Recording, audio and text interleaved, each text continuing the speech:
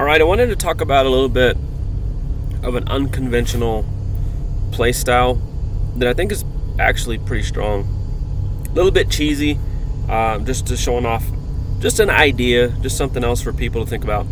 But basically, I want to talk about, I want to start off talking about this pet here, the flincher. For those that have it, you may already know, but you may not. And the choke eat portion of the pet, you don't have to have charisma, and you don't have to have the pet even land a hit to eat the choke and give yourself ele-empower. So it's kind of a pseudo booster in that regard. And so what I did is I switched my Neko over to Luna Neko. So the Luna Neko is going to give you, let's see, so you're going to get luck and you're going to get dexterity, and then you're going to, let's see, so you get bonus damage with 100 procs, and then I think you get bonus BTH with this skill here. I think it's just +5. So you get some bonuses there. And obviously the Cataclysm will give you the +100 damage on its on your bow attack. But what you want to be able to do here with this setup, so I thought to myself, well, what if I could cast choke every turn? Well, the only reliable weapon that can do it is the Zordwart's wand. And just to show you, it's this guy here. It does cost 123 MP. The damage is okay, but the idea here is to get the pet to eat the choke, and then you're increasing your damage. Okay, so I'm just going to show that off real quick. So this is versus 100% light, and the choke is actually far stronger than you probably realize. So here we go. So you got 1249 on a Lucky Strike, so that's good. So basically I got 0.5 choke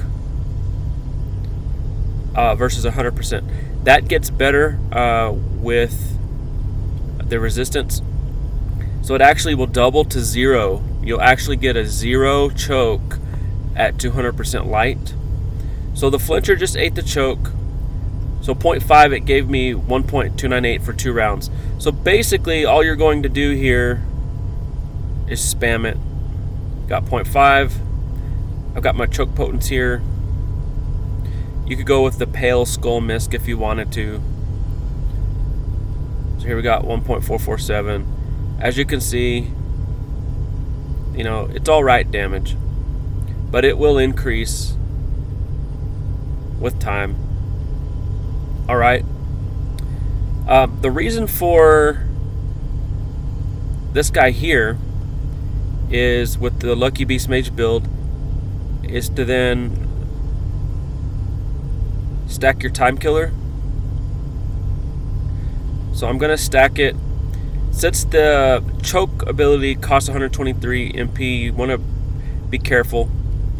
And then, so you can do this again. So as you can see, I just replenished 1836. So now I have more MP to come back, stack your Timekiller even more, and then hopefully you get a good damage here again. So you're combining your ele-empower here, and you're basically able to regenerate your MP pretty much at will. Here, I'll do it again here. So you're going to see the choke drastically increase. It's 130% to light here.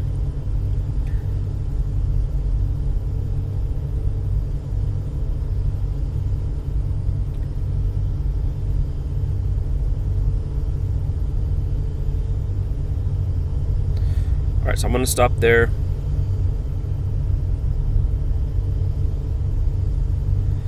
So now basically I have 40 choke potents here. So I mean, it's not going to be able to resist it. So I'll go from 673 MP. We'll see where it lands. But I'm going to try to show you before Flincher eats it where the choke ends up. 0.35. So Flincher, let's see what we have here. So we've got 1.387 this time. So got some more MP to continue to stack hypercrit. So now I'm at +5. So now I've got a 60% chance for hypercrit this round. And so near full heal.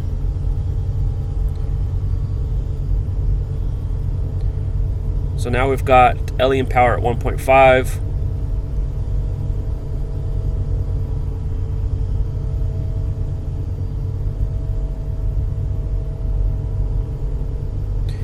So I've got my +20 misc.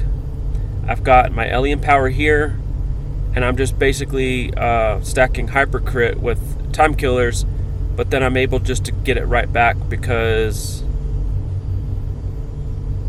of this guy here.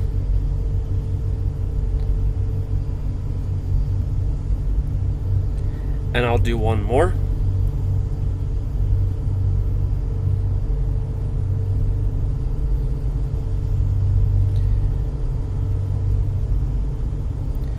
Another thing you can do if you wanted just to do a shatter feeder and then just go twice. So again, I'll cast this guy 4 times.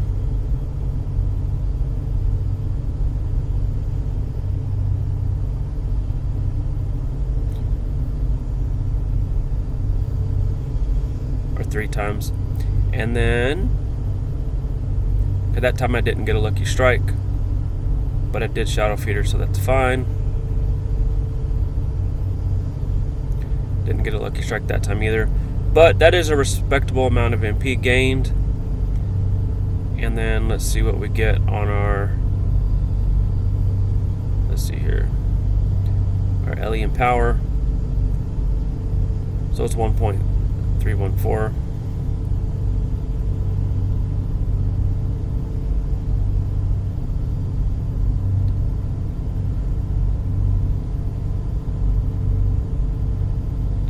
So I don't know if we'll end up doing a lucky strike. But let's go ahead and do Cataclysm.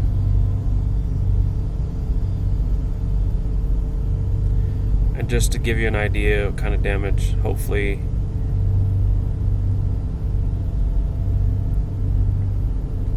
we'll get something decent here. Only 669.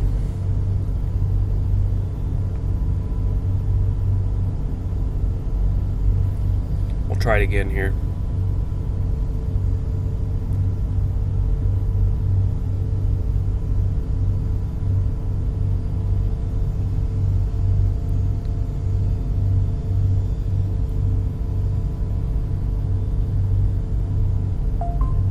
So as you can see, it can do pretty good damage considering the total stack.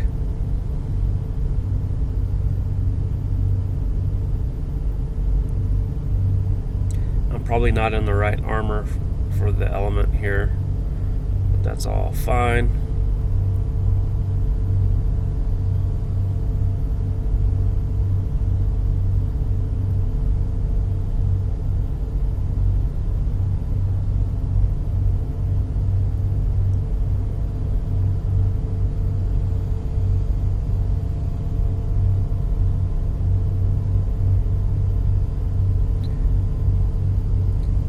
So there you have it. I just wanted to show that part.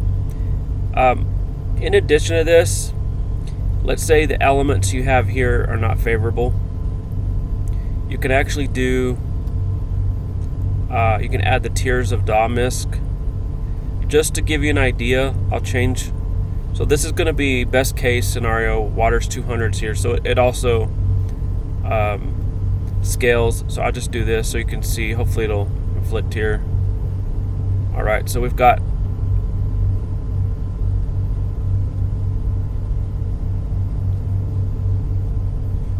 let's see here, 0.328.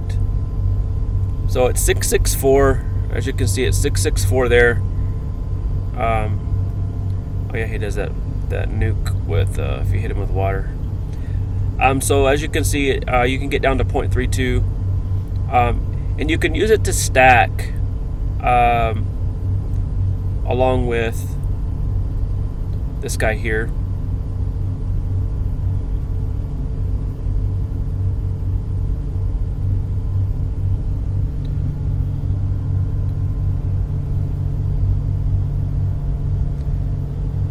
So in this case, we'll stack it.